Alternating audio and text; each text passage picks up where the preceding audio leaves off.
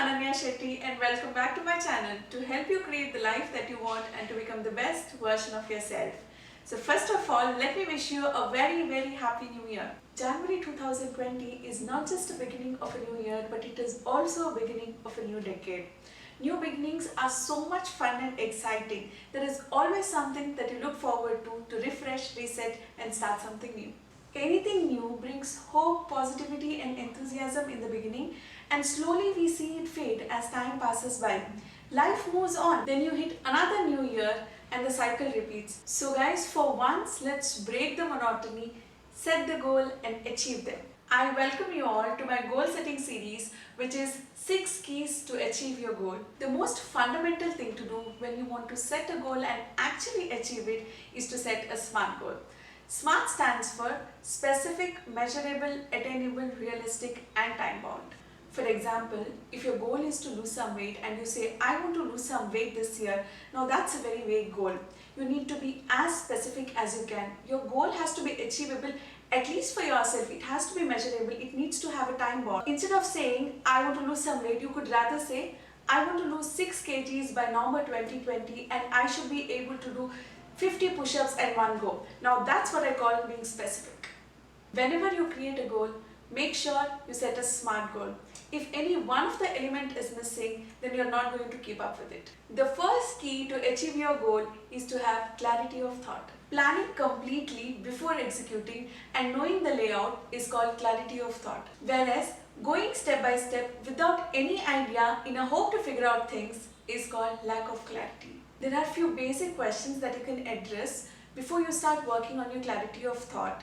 Like, who are you? What is that you want? What are your expectations out of life? What are your value system? What is that you believe in? Having answered these questions, let's move on to the strategies for clarity of thought. Create space.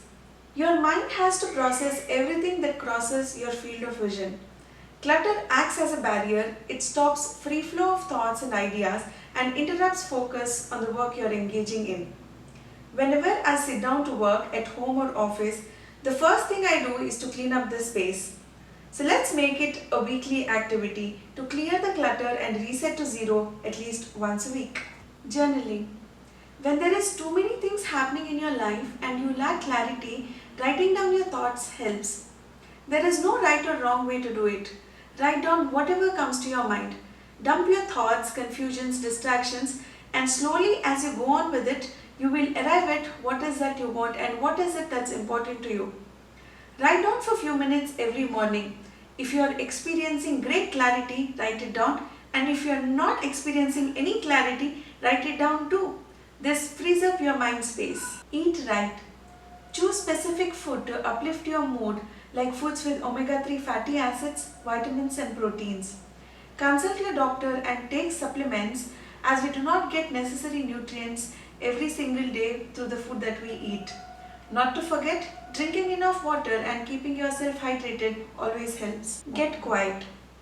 Did you know 40,000 to 60,000 thoughts pass through your brain every day? No wonder our brain feels so cluttered. Set aside a few minutes to get quiet, meditate or even do yoga every day. Even 5 minutes of silence helps to remove mental chatter and internal distractions. Experiment. You don't know what you don't know. Do you get what I mean? Look, if you want to have the clarity of the food that's going to best suit you, the job that you want to do, the habits that are going to improve your life, experiment. The only way to know if something works for you or not is to try. So let's learn through experience and experiment. SWOT analysis. The most powerful and an underrated tool that people do not use other than on a professional setup is SWOT analysis. SWOT stands for strengths, weaknesses, opportunities and threats. Listing them down sincerely will give you clarity on your strengths as to what are you good at so that you can enhance them, your weaknesses so that you can work upon them. This activity will throw light on the opportunities which you might otherwise miss out on just because you haven't given enough thought about it yet. It also talks about threats, which could be your competition, hindrances and roadblocks.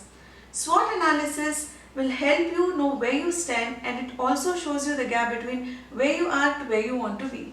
Knowing what you want is half battle won. If there is anything that you've been practicing with regard to clarity of thought, do let me know in the comment section. I would love to hear from you. As I've already mentioned, this is the chapter 1 of the goal setting series and there's a lot more to come, so stay tuned till the end. And guys, you know the drill. Like, share and subscribe. See you in the next video. Till then, take care.